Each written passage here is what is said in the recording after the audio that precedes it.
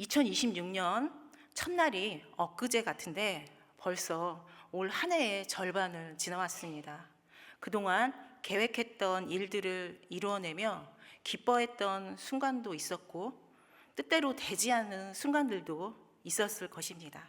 지난 6개월 동안 삶의 순간마다 우리를 붙드셨던 신실하신 하나님을 이 시간 기억해 봅니다. 내 힘으로 도저히 넘어설 수 없을 것 같았던 문턱에서 하나님은 보이지 않는 손길로 우리를 도우셨음을 기억하며 감사를 고백하게 하셨습니다. 지나온 반년은 하나님의 은혜였고 이제 남은 후반기를 바라봅니다. 앞으로 다가올 반년은 내 삶의 주도권을 온전히 하나님께 맡겨드리는 영적 여유가 있기를 소망합니다. 내일은 6월 25일입니다. 6.25 한국전쟁이 일어난 지 76주년이 되는 날입니다. 하나님께서 우리나라를 사랑하셔서 한국전쟁에 개입하셨으므로 전쟁의 상황이 역전되는 놀라운 기적이 일어났습니다. 그로 인해 지금의 이 땅에서 우리가 자유롭게 살 수 있게 되었습니다. 전쟁은 여호와께 속하였나니 라는 성경의 말씀처럼 세계 역사를 주관하시며 전쟁에 개입하시는 하나님의 이야기는 지금도 쓰여지고 있습니다. 구약의 열왕기 상하는 순종하면 복을 받고 불순종하면 심판이라는 신명기의 언약 신학이 중심인 역사서에 속합니다. 또한 열왕기 상하는 히브리 성경에서는 정기 예언서에 속합니다. 히브리인들은 하나님의 말씀을 선포하는 예언자들의 시각으로 역사를 기록했기에 예언서에 포함시켰습니다. 그러므로 오늘 본문의 열왕기 하는 하나님과 이스라엘의 언약 관계 안에서 불순종과 우상 숭배로 인해 이스라엘이 멸망하게 되었다고 기록하고 있습니다. 톨킨의 소설 반지의 제왕이라는 책이 있습니다. 영화로 만들어져서 더욱 유명해진 책입니다. 이 책의 핵심 소재는 악의 군주 사우론이 소유한 절대 힘의 반지입니다. 아무리 선한 의도에서라도 이 절대 반지를 끼려는 사람은 누구나 탐욕에 물들게 됩니다. 이 반지는 심리적 증폭기라고 불리는데 마음속의 가장 절실한 갈망을 우상으로 확대시킨다는 뜻입니다. 그 반지를 끼면 물불 가리지 않고 무슨 수를 써서라도 목표를 이루려 합니다.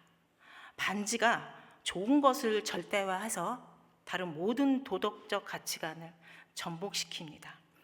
이 반지가 없으면 못 사는 게 바로 우상입니다. 우상은 악을 낳는 영적 중독입니다. 톨킨의 소설에서만이 아니라 현실 생활에서도 마찬가지입니다. 이스라엘도 하나님보다 이러한 영적 중독인 우상을 더 사랑하고 섬겼습니다. 그 결과로 거대한 강대국한테 공격을 받습니다.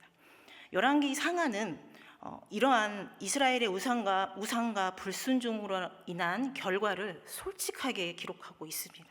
오늘 본문은 전쟁 이야기 속에서 엘리사의 기적을 통해서 보이지 않는 실제인 하나님의 존재를 알아보는 눈인 믿음의 통찰에 대해 알려주고 있습니다. 통찰력이란 표면적으로 보이는 현상 너머의 본질을 보는 능력입니다. 사람들은 눈으로 보는 것을 사실이라고 생각합니다. 그러나 성경은 눈에 보이는 것이 전부가 아니라고 말씀합니다. 우리가 보는 현실보다 더 큰 실제가 있다고 말씀합니다. 우리가 보는 상황보다 더 큰 하나님의 계획이 있다고 성경 말씀은 말씀하고 있습니다. 성경은 인간이 가지고 있는 외적인 것들은 하나도 자랑할 것이 없다고 말씀합니다. 그럼에도 불구하고 오늘날 우리는 보이지 않는 내면은 잘 보지 않고 겉으로 드러난 외모와 배경 등만 주목할 때가 있습니다. 다른 사람들을 육신의 눈으로 보이는 외모를 보고 판단할 때가 많이 있습니다. 뉴욕 타임스의 한 칼럼니스트는 인종과 성별에 이은 새로운 차별 요소를 외모라고 보고 이를 루키즘이라고 불렀습니다. 외모를 근거로 사람을 판단하고 차별하는 것을 뜻합니다. 실제로 많은 사람들이 대면 3초 만에 상대를 판단한다고 합니다. 하지만 성경은 고운 것도 거짓되고 아름다운 것도 헛되다고 말씀합니다. 아무리 외모가 곱고 아름다워도 잠깐일 뿐입니다. 그러나 하나님을 경외하는 마음이 있으면 하나님의 인정을 받는 복된 인생이 됩니다. 믿음의 통찰이란 눈으로 보이는 것보다 눈에 안 보이는 실제인 하나님을 보는 것입니다. 오늘 본문 배경의 장소는 엘리사가 거주하는 도단성과 북이스라엘의 수도 사마리아입니다. 본문 8절에서 10절을 다 함께 읽겠습니다. 시작. 시리아 왕이 이스라엘과 전쟁을 하고 있던 무렵이다. 그가 신하들과 은밀하게 의논하며 이러이러한 곳에 진을 치자고 말하였다. 그러자 하나님의 사람이 이스라엘 왕에게 사람을 보내어 시리아 사람들이 거기에 진을 칠 곳이 이러이러한 지역이니 그곳으로 지나가는 것은 삼가라고 말하였다. 이러한 정가를 받은 이스라엘 왕은 하나님의 사람이 자신에게 말한 그곳에 사람을 보내어 그곳을 엄하게 경계하도록 하였다. 그와 같이 경계한 일이 한두 번이 아니었다. 아멘. 새번역엔 시리아 왕으로 번역되었는데 개역개정엔 아람 왕으로 번역되었습니다. 엘리사 시대의 강대국이었던 아람은 이스라엘을 공격하라고 여러 차례 작전을 세웁니다. 그런데 이상한 일이 벌어지고 맙니다. 은밀한 작전이 번번이 실패합니다. 알고 보니 하나님께서 엘리사에게 작전을 알려주셨던 것입니다. 본문의 엘리사가 펼치는 기적을 통해 하나님이 우리에게 내려주시는 은혜를 생각해 봅니다. 첫째는 하나님의 세심한 관심입니다. 하나님은 아람 왕이 침실에서 나눈 이야기도 아십니다. 그렇다면 우리는 어떻습니까? 우리의 가장 비밀스러운 곳을 아시는 하나님을 어떻게 경험하고 계십니까? 우리의 은밀한 곳까지 아시는 하나님이 때론 불편하십니까? 하지만 그것이 은혜입니다. 하나님은 우리 삶의 모든 면을 챙겨주시기 때문입니다. 둘째로 이 기적을 통해 우리는 하나님의 주권에 의지해야 합니다. 엘리사는 다 알 수도 있고 다 모를 수도 있습니다. 오늘 본문 바로 이전의 내용은 엘리사의 제자가 쇠도끼를 물에 빠뜨리는 이야기입니다. 그런데 쇠도끼가 어디에 빠졌는지 엘리사는 모릅니다. 이렇게 엘리사가 알 수도 있고 모를 수도 있습니다. 그렇지만 모르고 알고는 중요하지 않습니다. 그가 다 모를 때도 기적은 일어나며 다 알고 있을 때도 기적은 일어납니다. 왜냐하면 하나님의 방법대로 은혜를 공급하시기 때문입니다. 우리도 이처럼 하나님의 기적을 통한 은혜를 우리가 평범한 일상 가운데서 경험하시기를 바랍니다. 결국 아람 왕은 엘리사를 제거하기로 결심합니다. 그래서 엘리사가 머물던 곳인 도단성은 깊은 밤중에 아람의 정예 군대에 의해 완벽하게 포위되었습니다. 도단성은 사마리아에서 북쪽으로 약 20km 떨어진 곳입니다. 북방의 거대 강대국 아람 왕은 엘리사 한 사람을 잡기 위해 한 성읍을 초토화시킬 만한 대군과 철병거를 보냈습니다. 본문 15절에서 16절을 다 함께 읽겠습니다. 시작. 하나님의 사람의 시종이 아침에 일찍 일어나서 밖으로 나가보니 강한 군대가 말과 병거로 성읍을 포위하고 있는 것이 아닌가. 그 시종이 엘리사에게 와서 이 사실을 알리면서 걱정하였다. 큰일이 났습니다, 선생님. 어떻게 하면 좋습니까? 엘리사가 말하였다. 두려워하지 말아라. 그들의 편에 있는 사람보다는 우리의 편에 있는 사람이 더 많다. 아멘. 여러분, 혹시 아침에 눈을 뜨는 것이 두려웠던 적이 있으십니까? 알람 소리에 간신히 눈을 떴는데 간밤에 해결되지 않은 삶의 무게들이 고스란히 내 어깨를 짓누르고 있을 때 말입니다. 사방을 둘러봐도 거대한 장벽뿐이고 나를 압박하는 것 같은 환경이 겹겹이 에워싸고 있는 것 같은 숨막히는 답답함의 상태가 바로 오늘 본문의 엘리사의 시종이 마주했던 아침이었습니다. 여기서 시종이 외친 선생님 어떻게 하면 좋습니까? 의 히브리어 원어 아하 에크 나하세는 죽음의 공포 앞에서 터져나오는 처절한 비명입니다. 이제 우리는 꼼짝없이 죽었습니다. 우리가 여기서 도대체 무엇을 할 수 있단 말입니까? 그런데 우리도 그렇습니다. 우리 인생의 아람 군대는 무엇입니까? 무력한 삶, 꿈이 없는 인생, 가난함, 실패함, 육신의 연약함이 내 삶을 아람 군대처럼 압박해올 때 우리 역시 시종처럼 말합니다. 하나님, 이제 저는 어떻게 합니까? 그럴 때 하나님을 묵상해야 합니다. 두려워하는 것에 멈춰있지 말아야 합니다. 엘리사의 하나님을 바라보는 마음과 눈은 달랐습니다. 거대한 대적 앞에서 두려움과 싸우려 하면 답이 없습니다. 그런데 엘리사는 먼저 하나님을 묵상했습니다. 이 모습이 믿음의 사람입니다.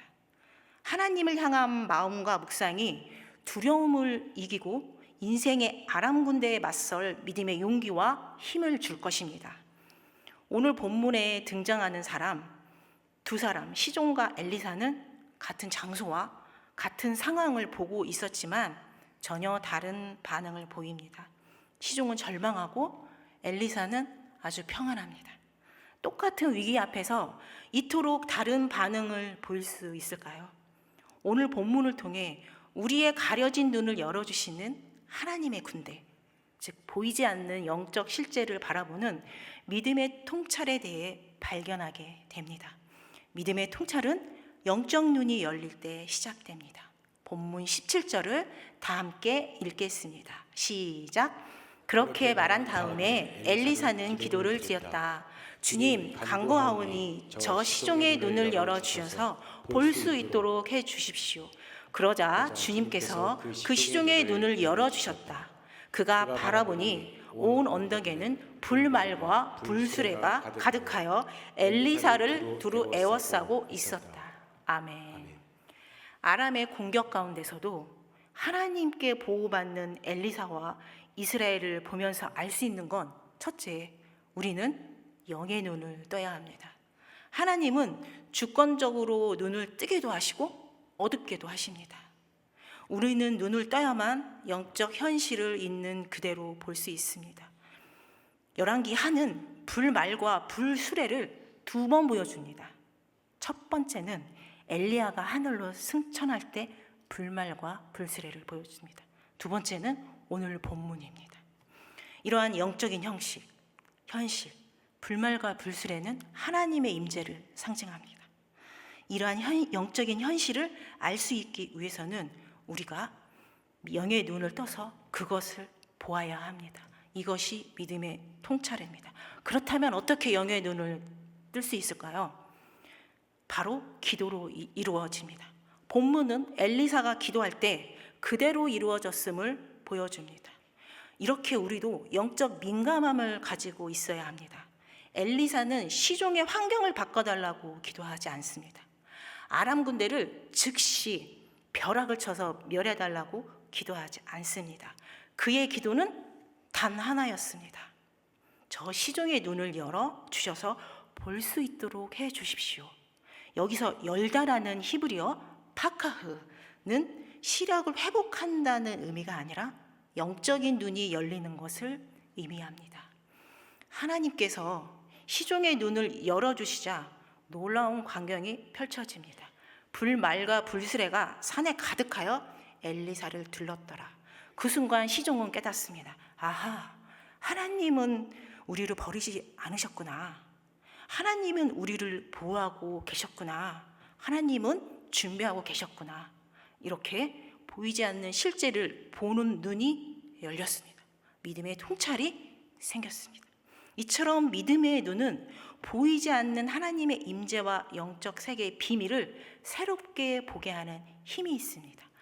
우리는 만지고 냄새 맡는 감각 등에 의해 의존해 생각하고 판단합니다. 하지만 하나님은 우리에게 오감을 초월하는 영적 감각 기관인 믿음의 눈을 주셨습니다. 이 믿음의 눈으로 하나님의 도움과 손길을 볼 수 있는 사람은 위기 상황에서도 평안과 승리를 누릴 수 있습니다. 이 불말과 불술에는 시종이 눈이 영안이 열려 보았던 그 순간에 급조된 환상이 아닙니다. 갑자기 생긴 게 아닙니다. 그것은 원래부터 그 자리에 있었습니다. 다만 눈이 가려서 안 보였을 뿐입니다. 하늘에서 불수레가 내려온 것이 아니라 그 시종이 서 있는 그 자리에 이미 가득 차 있던 하나님 나라의 통치를, 임재를 목격한 것입니다. 그렇다면 우리는 지금 무엇을 바라보고 있습니까?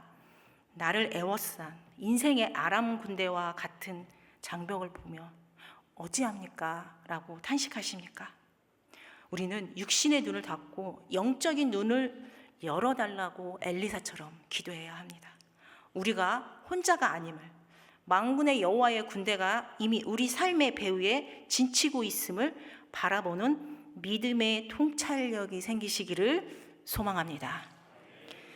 시종과 엘리사의 결정적인 차이는 상황이 아니라 믿음의 차이였습니다. 시종의 눈은 사실적이고 이성적입니다. 사실 팩트를 정확하게 봤습니다. 아람 군대는 강력하고 실제로 거기 있었고 무기도 강력합니다. 그러나 그의 믿음은 육신의 눈에 갇혀 있었습니다. 반면 엘리사는 육신의 눈 너머에 있는 거대한 영적 실체를 보고 있었습니다. 이처럼 상황을 바꾸는 힘은 인간의 전략이 아니라 기도를 통해 하나님의 다스림을 신뢰하는 데 있습니다. 우리는 기도를 통해 하나님을 만날 뿐만 아니라 하나님 나라를 이 땅에 임하게 할 수 있습니다. 그러므로 히브리서는 믿음은 바라는 것들의 실상이요 보이지 않는 것들의 증거니라고 말씀합니다. 믿음은 긍정적인 마인드가 아닙니다. 보이지 않는 하나님의 동행하심을 붙드는 것입니다. 요 임금이 순 임금에게 왕위를 물려주면서 했던 말이 있습니다. 인심은 위태롭고 도심은 음미하니 오로지 마음을 정미하고 전일케 하여 진실로 그 가운데를 굳게 붙잡으라고 말합니다. 요 임금은 정치에 대한 정보를 순 임금에게 알려주지 않습니다. 오직 가운데를 굳게 잡으라는 말 한마디만 해주었습니다. 이처럼 믿음의 사람도 가운데를 굳게 잡아야 합니다. 마음의 중심을 좌로나 우로나 치우치지 않고 하나님의 일하심을 굳게 붙잡는 사람이 믿음의 사람입니다. 십자가 위에서 모든 것이 끝난 것처럼 보였을 때 하나님은 눈에 안 보이시지만 부활을 준비하고 계셨습니다. 이처럼 믿음의 통찰은 하나님의 숨은 손길을 발견하는 능력입니다. 본문 18절에서 20절을 다 함께 읽겠습니다. 시작. 시리아 군대들이 산에서 엘리사에게로 내려올 때에 엘리사가 주님께 기도하였다. 주님, 이 백성을 쳐서 눈을 멀게 해주시기를 간구합니다. 그러자 주님께서는 엘리사의 말대로 그들을 쳐서 눈을 멀게 하셨다. 엘리사가 그들에게 말하였다. 이 길은 당신들이 가려는 길이 아니며 이 성읍도 당신들이 찾는 성읍이 아니니 나를 따라오시오. 내가 당신들이 찾는 그 사람에게로 데려다 주겠소. 이렇게 하여 엘리사는 그들을 사마리아로 데리고 갔다. 그들이 사마리아에 들어서자 엘리사가 주님, 이들의 눈을 열어서 보게 해 주십시오 하고 기도하였다. 주님께서는 그들의 눈을 열어주셨다. 그들은 비로소 자기들이 사마리아 한가운데 있는 것을 알게 되었다. 아멘.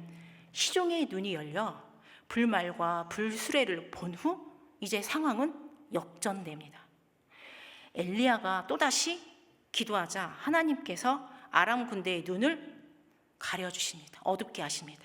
완전히 앞이 안 보였다기보다는 정신적인, 영적인 착란 상태에 빠져 눈앞의 현실을 인지 못하는 맹목 상태를 뜻합니다. 사마리아 성벽을 가득 채운 이스라엘 군사들이 그들을 포위했을 때야 비로소 아람 군대는 눈이 열렸고 자신들이 도간의 든치가 되었음을 보고 경악했습니다. 이처럼 영적 현실을 깨달으면 하나님이 주신 승리로 나아가게 됩니다. 이스라엘은 사마리아 성 안에서 적군, 아람 군대를 다시 한번 공격할 수 있었습니다. 하지만 그것은 하나님의 뜻이 아니었습니다. 온전한 승리는 내 뜻이 아니라 하나님의 뜻대로 결과가 나오는 것을 본문에서 알려주고 있습니다. 우리가 생각하지 못한 하나님의 계획이 있을 수 있습니다. 왜냐하면 하나님은 우주적인 하나님이시기 때문입니다. 믿음의 통찰은 두려움을 평안으로 바꿉니다. 시종의 눈이 열리자 평안을 얻습니다. 하나님의 임재를 보았기 때문입니다. 이렇게 화평은 상황이 좋아져서 생기는 것이 아닙니다. 하나님과의 관계에서 나오는 것입니다. 엘리사의 평안은 하나님이 함께 하신다는 확신에서 나온 것입니다. 우리도 마찬가지입니다. 참된 평안은 하나님의 임재를 아는 사람에게 옵니다. 우리는 인생을 살아가면서 수많은 위기를 만납니다. 하나님이 제게 이러시는 이유를 도무지 모르겠는데 어떻게 하나님께 엎드립니까? 이해가 안 되는데 어떻게 순종합니까? 이것이 우리의 신앙의 모습일 때가 있습니다. 그러나 이유를 분석하기 전에 먼저 하나님을 알아야 합니다. 우리의 기대와 예상을 벗어난 하나님을 우리가 직면했을 때 어떻게 이 무너짐을 극복하고 하나님을 향한 진정한 믿음을 소유할 수 있을까요? 우리의 믿음은 그저 바람이나 환상, 얕은 낙관주의나 긍정적 사고가 아닙니다. 하나님에 대한 우리의 이 믿음 위로 시련과 아픔이 올라올지라도 우리는 흔들림 없이 고백할 수 있어야 합니다. 주님은 우리 인생의 주인이십니다. 라고 고백할 수 있어야 합니다. 당장 내 눈앞에 인생의 아람 군대가 사라지지 않는다 하더라도 그 환난의 터널을 통해 우리의 믿음을 순금처럼 빚어가시는 하나님의 영원한 다스리심을 신뢰하시기를 바랍니다. 믿음의 통찰을 가진 자는 칼이 아닌 은혜의 식탁을 펼칩니다. 믿음의 통찰은 하나님의 승리 방식을 이해하게 됩니다. 본문 22절에서 23절을 다 함께 읽겠습니다. 시작. 엘리사가 말하였다. 쳐서는 안 됩니다. 그들을 칼과 활을 가지고 사로잡았습니까? 어찌 임금님께서 그들을 쳐 죽이시겠습니까? 차라리 밥과 물을 대접하셔서 그들이 먹고 마시게 한 다음에 그들의 상전에게 돌려보내시는 편이 좋겠습니다. 그리하여 왕이 큰 잔치를 베풀어서 그들에게 먹고 마시게 한 다음에 그들을 보내니 그들이 자기들의 상전에게로 돌아갔다.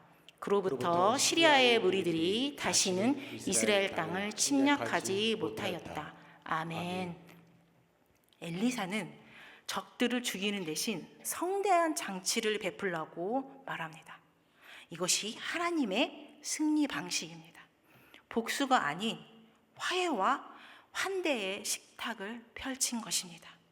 가장 위대한 승리는 싸우지 않고도 이기는 것입니다. 엘리사는 자신을 잡으러 온 거대한 아람 군대와 싸우지 않고 이깁니다.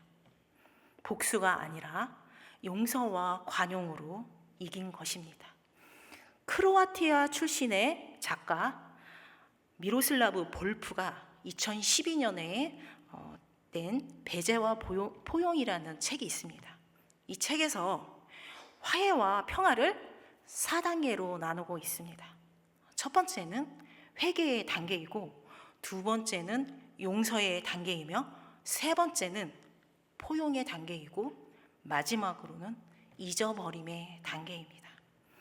깨어진 관계에서 우리가 화해하려면 회개와 용서가 우선되어야 합니다.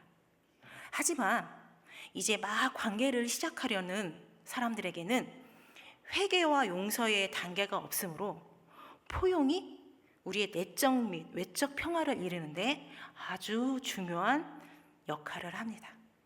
미로슬라브 볼프는 자신의 고국인 크로아티아가 20세기 말에 유고슬라비아의 끊임없는 내전을 겪으면서 그 책에서 이렇게 말합니다.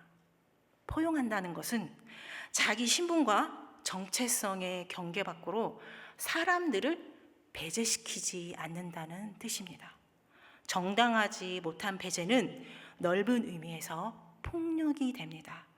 배제는 경계 밖의 사람에 대하여 분노하고 혐오하고 비하하며 비판과 정죄를 하게 됩니다. 예수님도 복음서에서 자신의 경계를 좁혀가는 배제 행위를 그치라고 말씀하셨습니다. 그리고 거기서 더 나아가 상처나 해악을 끼친 사람들을 용서하고 포용하라고 예수님도 말씀하셨습니다. 심지어 원수까지도 용서하고 포용하라고 하셨습니다. 그것이 바로 이웃사랑의 실천입니다. 그리고 그렇게 용서하고 포용하는 것이 우리한테 유익하고 우리 영혼에도 충만해지고 우리 영혼이 병들지 않고 더 충만해지는 비결입니다. 오늘 본문에서 하나님의 사람 엘리사도 손해보는 것처럼 행동했습니다. 적군을 멸하지 않았습니다. 오히려 환대했습니다. 잔치를 베풀었습니다. 이렇게 손해보는 것처럼 행동했던 중요한 목적은 바로 샬롬, 하나님의 평화입니다. 신앙생활을 하고 하나님 앞에서 살려면 왜 내가 하나님을 섬겨야 하는지에 대한 절대적인 이유를 우리가 확신해야 합니다. 성 어거스틴은 그 확신을 바로 평화, 샬롬이라고 했습니다. 하나님을 모시기 전에는 내 속에 참된 샬롬이, 평화가 존재할 수 없다고 성 어거스틴은 고백합니다. 우리의 모습도 마찬가지입니다. 영적인 눈이 열려 나를 지키시는 하나님의 군대를 본 사람은 나를 억울하게 하고 나를 애워싸고 괴롭히는 장벽 앞에서 똑같이 칼을 빼들고 싸움을 하지 않습니다. 왜냐하면 이미 승리가 하나님께 있음을 보았기 때문입니다. 그 영적인 여유를 가지고 선으로 악을 이겨내는 거룩한 환대의 삶을 살아가는 저와 여러분들이 되시기를 소망합니다. 주님, 눈을 열어서 보게 하옵소서. 오늘 본문에 엘리사의 이 기도처럼 눈을 들어 바라볼 때 우리를 둘러싼 문제의 아람 군대보다 훨씬 더 크고 장엄한 하나님의 불말과 불수레가 이미 우리의 가정을, 우리의 자녀를, 우리의 일터를 완벽하게 호위하고 있음을 믿음의 통찰로 보게 되는 저와 여러분들이 되시기를 소망합니다. 아멘.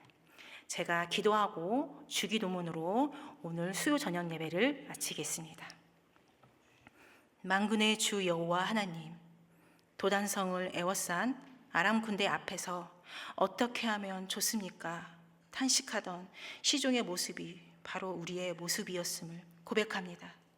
세상의 물질과 환경, 위기와 육신의 연약함이라는 거대한 장벽에 압도되어 살아왔던 우리의 믿음 없는 눈을 용서하여 주옵소서. 이 시간 성령의 능력으로 우리의 어두워진 영안을 활짝 열어 주시옵소서. 문제 뒤에서 불말과 불수레로 우리를 완벽하게 지키시며 호위하시는 하나님의 임재를 보게 하여 주시옵소서. 환난 속에서도 우리가 인내하게 하시고 인내를 통해 소망을 갖게 하시는 하나님의 신실하신 손길을 신뢰하게 하옵소서. 이미 우리 곁에 생생하게 살아계셔서 현존하시는 하나님 나라의 현실에 우리가 소망의 닻을 내리게 하옵소서. 예수님의 십자가의 사랑과 환대로 악을 이겨내는 우리가 되게 하여 주시옵소서. 우리를 둘러싼 그 어떤 환경보다 크신 우리 주 예수 그리스도의 이름으로 간절히 기도하옵나이다. 아멘.